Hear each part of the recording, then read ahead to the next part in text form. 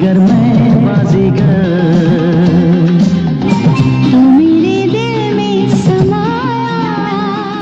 Halo cuy, balik lagi bersama gue Rian kan. Di video kali ini gue gak akan review server SMP, tapi gue akan kembali menceritakan alur film Bollywood lagi. Film yang bakal gue ceritain berjudul Bazigar, yang dirilis pada tahun 1993, yang dibintangi oleh Shah Rukh Khan, Kajol, dan Shilpa Shetty. Film ini menceritakan tentang balas dendam seorang pria akibat penderitaan keluarganya yang membuat pribadinya menjadi pembunuh berdarah dingin. Sedikit info cuy, jadi film Bazigar ini adalah film pertama Shah Rukh Khan dengan Kajol, dan film pertama Shah Rukh Khan memerankan peran antagonis. Oke, tanpa banyak basa-basi lagi, langsung aja. This is Bazigar and mari kita bahas. Di awal film, kita diperlihatkan seorang anak kecil bernama Ajay Sharma yang sedang meminta bantuan dokter untuk memeriksa ibunya di rumah. Dan yang ternyata, ibunya Ajay mengalami depresi berat, maka dari itu, ia harus mengatur pola makan yang cukup. Lalu Ajay pun bekerja di warung tetangganya, agar ia bisa membelikan makan untuk ibunya. Lalu kita diperlihatkan Ajay dewasa, dan juga tetangganya, yang sudah merawat ibu Ajay sejak Ajay masih kecil. Ajay pun keluar untuk menyuapi ibunya makan. Ibu Ajay bertanya dengan Ajay, apa dia sudah memberi air susu kepada adiknya. Ajay pun menjawab kalau ia sudah memberinya, dan ayahnya juga sudah membeli obat untuk adiknya. Lalu Ajay berkata kepada ibunya kalau adiknya mulai bandel dan tidak mau nurut dengan siapapun. Masih early game, damage-nya udah gak ngotak anjir. Lalu Ajay keluar dari rumah. Ajay akan pergi merantau ke kota, dan disinilah ceritanya dimulai. Saat sedang menunggu tumpangan, teman Ajay datang memberinya tumpangan yang tujuannya juga sama, yaitu ke Mumbai. Teman Ajay bercerita dengan Ajay kalau orang tuanya sudah meninggal akibat kecelakaan pesawat yang terjadi 2 tahun lalu di Bandara Bangalore. Teman Ajay bertanya untuk apa Ajay ke kota. Ajay pun menjawab kalau dia ingin mencari seseorang dan kesuksesan. Lalu kita diperlihatkan rumah mewah yang bertuliskan Istana Chopra, dan juga seorang pelayan bernama Babulal. Babulal adalah seorang pelupa, bahkan dia sering lupa kalau Chopra adalah majikannya. Lalu ada seorang wanita yang merupakan anak dari Tuan Chopra, yang bernama Sima, yang akan pergi ke kampus. Sesampainya di kampus, Sima yang mempunyai wajah cantik pun sangat disegani banyak orang di kampus. Lalu Sima bertemu sahabatnya yang bernama Anjali. Anjali berkata kepada Sima kalau ia ingin melihat wajah kekasih Sima. Tapi Sima menjawab dengan berkata kalau ia akan memberitahu kalau waktunya tepat. Lalu ada teman Sima yang bernama Raffi, pria yang sudah lama menyukai Sima. Raffi yang naksir dengan Sima pun dengan senang hati menyalin semua catatan biologinya. Lalu Sima bertemu dengan kekasihnya, dan ternyata kekasihnya adalah Ajay. Sima berkata kepada Ajay kalau dia tak suka bertemu dengan cara diam-diam. Lalu Ajay menjawabnya kalau ayah Sima tahu, pasti dia tidak akan menerima Ajay karena Ajay adalah seorang yang pengangguran. Di hari itu juga, adik Sima bernama Priya pulang dari Simla, dan Sima harus menjemputnya, tapi waktunya sudah terlambat. Saat makan malam, Tuan Chopra mengajak kedua anaknya itu untuk menonton dirinya balap mobil besok. Sima tidak bisa datang karena masih ada tugas di kampus. Tuan Chopra dan Priya pun sampai di sirkuit balap. Asisten Tuan Chopra mengatakan kalau ada pria yang menjadi saingan beratnya. Pria itu bernama Vicky Malhotra, yang tidak lain adalah Ajay. Buat yang bingung, kalian simak aja videonya sampai habis cuy. Balapan pun dimulai. Vicky berada paling depan, tapi saat hendak finish, Vicky sengaja memperlambat mobilnya yang membuat Tuan Chopra menang. Saat Vicky membuka helmnya, pria langsung jatuh cinta dengan Vicky. Vicky memberi selamat kepada Tuan Chopra. Lalu Tuan Chopra bertanya, kenapa kamu mengalah? Vicky pun menjawab, terkadang kita harus mengalah untuk mencapai kemenangan. Mereka pun menamai pertemuan mereka dengan sebutan Bazigar, yang berarti penjudi. Saat di rumah, pria selalu terbayang-bayang oleh wajah Vicky.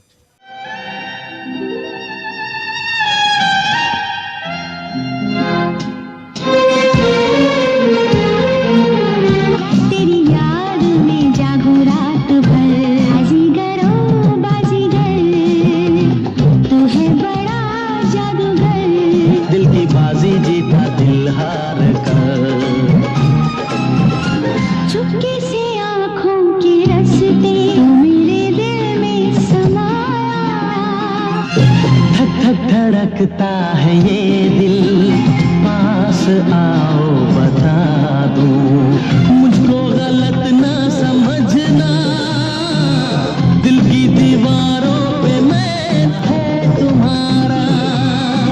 मेरा दिल मेरी जान तुझे लग जाए मेरी उम्र।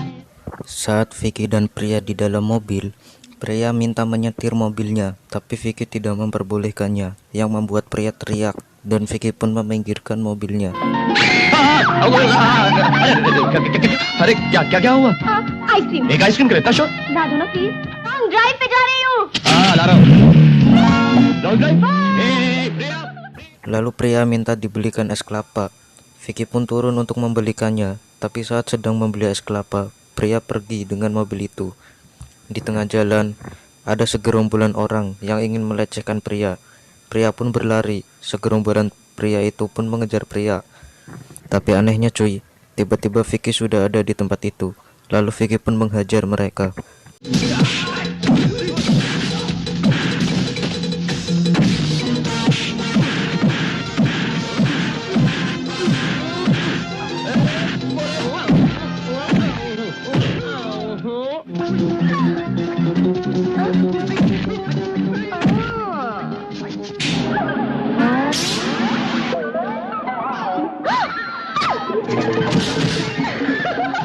Saat sedang bertarung, tiba-tiba tangan Vicky mengeluarkan darah yang membuatnya menjadi sangat emosi dan menghajar preman itu menggunakan sabuk.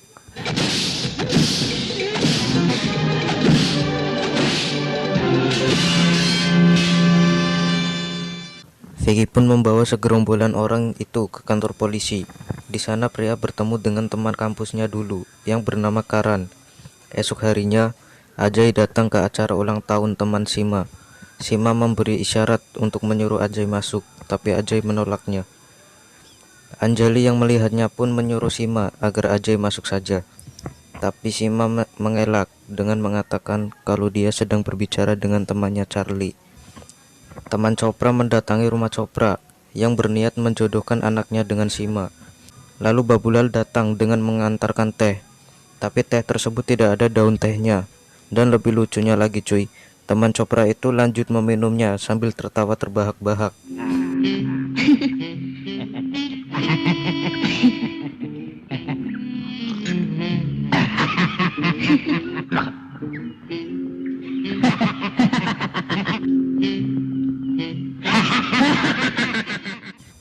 Lalu Sima yang mengetahui hal itu pun segera menelpon Ajay dan bilang kepadanya kalau Ajay harus segera melamarnya.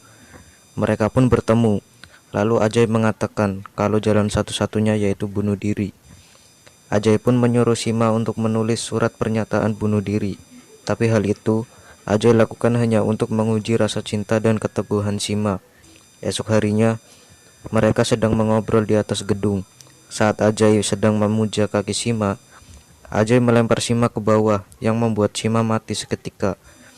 Lalu Ajay pun keluar dari gedung dan tidak menghiraukan keramaian itu. Dan Ajay pun menaruh surat pernyataan bunuh diri di tong sampah. Di rumah duka, polisi menutup kasusnya dan dinyatakan bunuh diri karena Karan menemukan surat pernyataan itu. Pria meminta bantuan Karan untuk menyelidiki kasus itu, tapi Karan menolaknya karena kasusnya sudah ditutup. Tapi Pria memohon kepadanya, dan akhirnya Karan membantunya secara pribadi. Karan menyuruh Pria untuk menemui orang yang pernah bertemu Sima sebelum ia meninggal. Lalu Pria pun menemui Anjali. Pria bertanya siapa kekasih Sima kepada Anjali. Tapi Anjali menjawab dia tidak tahu. Tapi kalau orang yang menyukai Sima dia tahu, yaitu Raffi. Tanpa diketahui, ternyata Ajay sudah mendengar semuanya. Pria pun menemui Raffi. Raffi mengatakan kepada Pria. Raffi pun bilang kepada Pria kalau dia memang mencintai Sima, tapi dia bukan kekasih Sima. Lalu Raffi bilang kepada Pria kalau dia memiliki foto kekasih Sima saat pesta ulang tahun Anjali. Mereka pun datang ke asrama putra. Pria disuruh menunggu di mobil oleh Raffi. Di saat bersamaan, ada mobil putih yang juga datang ke tempat itu. Saat Raffi sudah menemukan fotonya, Ajay menghajar Raffi. Lalu Ajay menyuruh Raffi untuk menandatangani surat pernyataan bunuh diri. Pria yang menunggu terlalu lama pun akhirnya masuk ke dalam. Seperti kejadian sebelumnya, Ajay membuat Raffi seolah-olah dia bunuh diri. Karan menemukan surat pernyataan bunuh diri itu yang berisi pengakuan Raffi kalau dia adalah kekasih sekaligus pembunuh Sima. Lalu Vicky telah menyatakan kalau Ajay sudah mati bersama dengan Sima. Setelah itu, Vicky diajak oleh Priya untuk menemui Tuan Madan Chopra di kantornya. Di kantor, Madan Chopra menyindir Vicky soal kematian Sima. Vicky yang emosi pun hampir menyerang Chopra, tapi emosinya turun ketika Tuan Chopra akan mengadakan lamaran Vicky dengan Priya. Madan Chopra menyuruh Vicky untuk mengundang orang tuanya, tapi Vicky beralasan kalau orang tuanya meninggal dan mengatakan apa yang dikatakan temannya waktu itu. Madan Chopra pun memberikan jabatan kepada Vicky dan Vicky pun menerimanya. Lalu kita flashback ke masa lalu saat ayah Ajay sedang membagi-bagikan sembako. Madan Chopra datang dengan kedua anaknya. Madan Chopra memohon-mohon agar ayah Ajay memaafkan kesalahannya dan kembali menerimanya bekerja di kantornya. Awalnya ayah Ajay menolaknya, tapi ibu Ajay membujuknya yang akhirnya Madan Chopra kembali diterima. Tapi saat ayah Ajay keluar kota, Madan Chopra malah mengkhianati ayah Ajay dengan mengganti nama perusahaan menjadi namanya. Bukan hanya itu, saat ayah Ajay pulang ke rumah, ternyata rumahnya juga disita oleh bank karena Chopra meminjam banyak uang di bank. Ibu Ajay pun pergi ke kantor Chopra untuk meminta melunaskan pinjamannya. Tetapi Madan Chopra malah melecehkan ibu Ajay dan ibu Ajay pun menamparnya. Kita kembali ke masa sekarang. Ajay dan Priya bertemu Anjali saat di toko emas. Anjali bilang kalau ia seperti pernah melihat Vicky. Vicky bilang kepada Anjali, "Tentu saja kau melihatku, karena dunia ini sangat kecil." Saat di hotel, Anjali melihat-lihat album ulang tahunnya. Dan benar saja, ternyata di situ ada foto Vicky. Hari pertunangan pun tiba, dan di sini Karan menjadi sad boy cuy. हथेली पर तुम्हारा नाम, तुम्हीं से प्यार करते हैं, हमें तुमसे मोहब्बत है, भी नहीं आता, चोरी चोरी चुपके Chupke. Tiba-tiba ada telepon masuk, dan orang itu adalah Anjali. Anjali bilang kepada Babulal kalau dia ingin memberitahu soal Sima. Babulal pun menghafalkan kalimat Anjali sepanjang jalan untuk memberitahu Priya. Tapi Vicky mendengar kalimat Babulal, lalu Vicky menyuruh Babulal mengambilkan es krim yang membuatnya langsung lupa. Anarkali अनारकली का फोन था आइसक्रीम खाना बहुत जरूरी है अनारकली आइसक्रीम अनारकली का फोन था आइसक्रीम खाना बहुत जरूरी है क्या. Lalu Vicky pun menelpon balik Anjali dengan mengatakan kalau dia adalah Tuan Chopra. Vicky berkata kepada Anjali dari mana dia menelpon. Anjali pun menyebutkan alamat dirinya. Vicky hampir saja ketahuan dengan Karan, tapi saat itu juga telepon Vicky sudah mati. Vicky pun mendatangi Anjali, lalu Vicky membunuh Anjali dengan cara mencekiknya.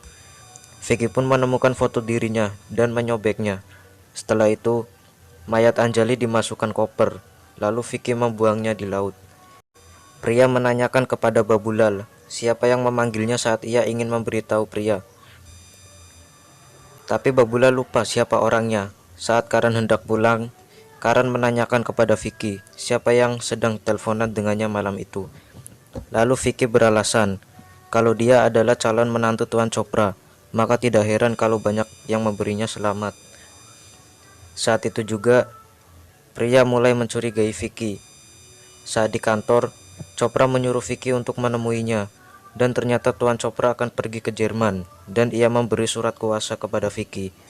Di sisi lain, ada seorang kakek yang sedang di pantai. Anjingnya berlari seperti mencium sesuatu, dan ternyata itu adalah koper mayat Anjali. Priya mengetahui itu melalui berita di televisi. Priya pun menemui Karan secara diam-diam di kedai kopi. Saat pulang, Priya dimarahi oleh Vicky karena ia bertemu Karan secara diam-diam. Priya pun menangis, dan untuk permintaan maaf, Vicky mengajak Priya ke klub. ये काली काली आंखें, ये तीखी तीखी नजरें, ये काली काली आंखें, देखा जो तुझे जानम हुआ है बुरा। Saat di klub, teman Vicky yang melihatnya pun memanggilnya dengan sebutan Ajay. Vicky yang tidak mau rahasianya terbongkar pun terpaksa harus menghajar sahabatnya. अरे क्या कर रहे हो?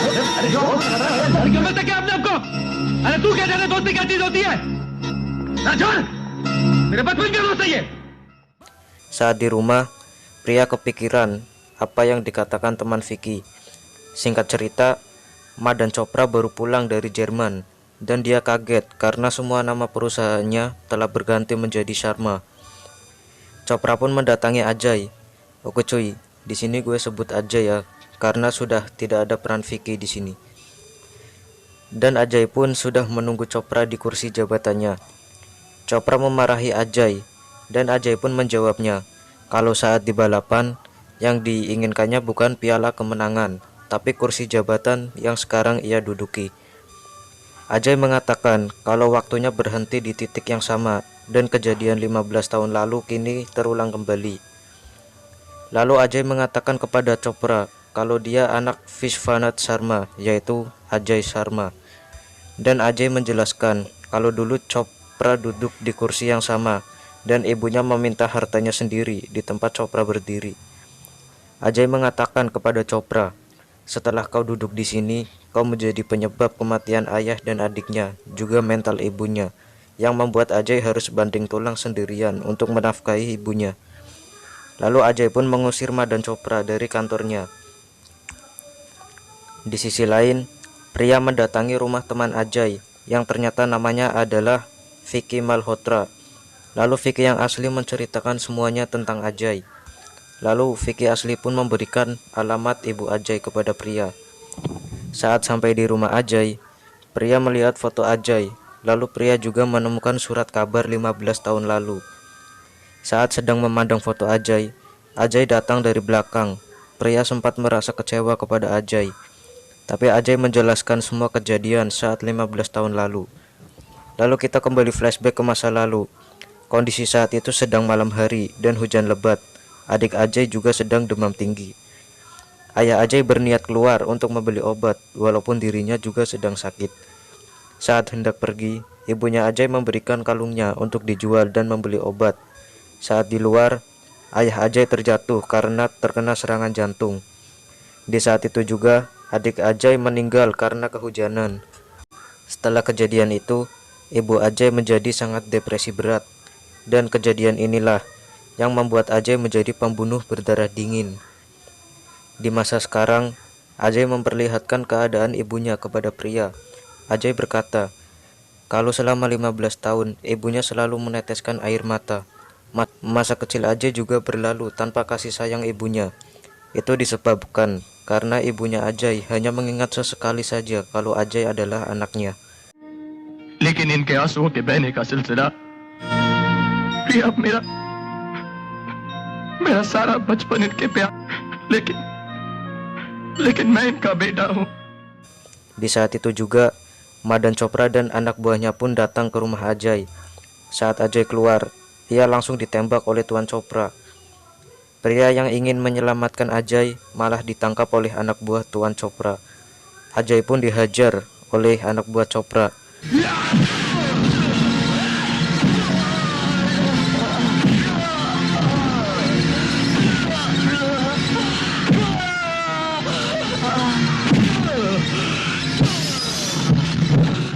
Lalu saat ibu Ajay melihat wajah Chopra, ia pun langsung mengingat semuanya.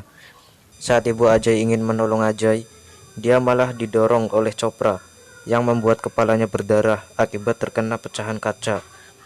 Ajay yang melihat darah ibunya pun langsung menghajar habis anak buah Chopra.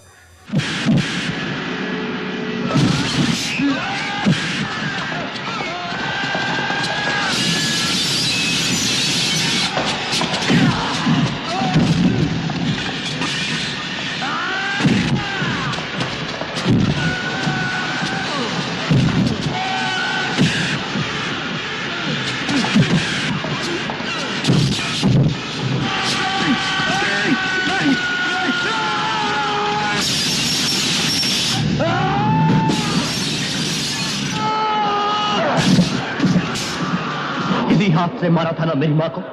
हाँ? यही हाथ उठाया था ना मेरी माँ पर? Saat Ajay sedang menghajar Chopra, anak buahnya mencoba membantunya, yang menjadi kesempatan Chopra untuk kabur. Tetapi Ajay terus mengejar Chopra. Ajay hampir kehilangan jejak Chopra, tapi tiba-tiba darah Chopra menetes yang membuat Ajay mengetahuinya. Saat Ajay akan membunuh Chopra, Karan menghentikannya dengan mengatakan atas nama ibu Ajay. Ajay pun menurutinya, tapi tiba-tiba Chopra menusukkan besi ke perut Ajay. Tapi itu tidak membuat Ajay menyerah. Justru Ajay malah tertawa dan menusukkan besi itu ke perut Chopra.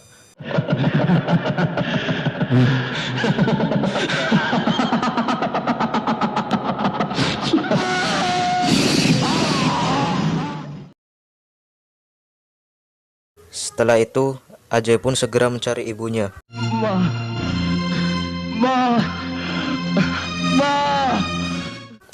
Ajay pun terjatuh di pangkuan ibunya. Ajay mengatakan kalau dia sudah mendapatkan apa yang seharusnya menjadi haknya, dan ibunya pun tidak akan merasa kesusahan lagi. Ajay mengatakan kalau selama 15 tahun ia baru merasakan rasa nyaman di pangkuan ibu. Ajay pun meminta ibunya untuk memeluknya. Ajay berkata kepada ibunya kalau ia ingin tidur tenang, dan Ajay pun meninggal di pangkuan ibunya. Tamat. जिसने हमें बेसहारा किया था माँ, अब तुझे कभी कोई तकलीफ नहीं होगी माँ। तेरी गोद में आके मुझे बहुत सुकून मिल रहा है माँ। माँ, मैं बचपन से तेरे प्यार के लिए तरस रहा, जी भर के सोना चाहता हूँ। मुझको गलत ना समझना, दिल की दीवारों पे मैंने तेरे प्यार पे कुर्बान मेरा दिल मेरी जान।